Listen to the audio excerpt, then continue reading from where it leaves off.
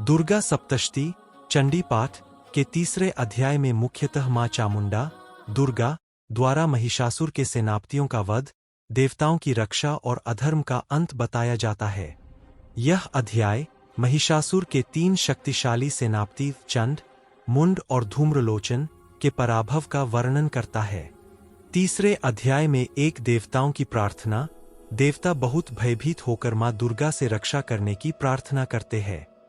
वे कहते हैं कि महिषासुर की सेना बहुत शक्तिशाली है और वह तीनों लोकों में अत्याचार कर रहा है।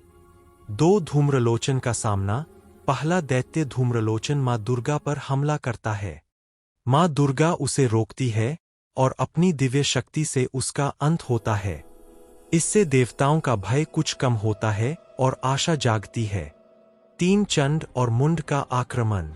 इसके बाद महिषासुर के 2 क्रूर सेनापति चंड और मुंड युद्ध के लिए आते हैं। उनकी सेना बहुत भारी संख्या में होती है, पर मां दुर्गा अकेली उनका सामना करती है। मां की भ्रिकुटी से प्रकट होती है मां काली चामुंडा रूप। 4 चामुंडा रूप का वर्णन। यह रूप मां की शक्ति, साहस और धर्म की रक्षा के लिए जागृत हुआ रूप माना जाता है। इस रूप में मां अधर्म का अंत करती है। इसी कारण मां को चामुंडा नाम प्राप्त होता है।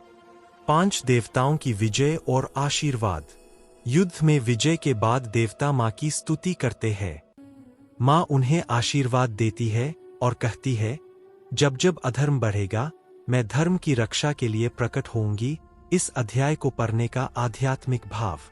भय और नकारात्मकता मिटती है। आत्मविश्वास और साहस बढ़ता है। विपत्ति में भी भरोसा बनाए रखने की प्रेरणा मिलती है। यह याद दिलाता है, सच्चाई की जीत निश्चित है।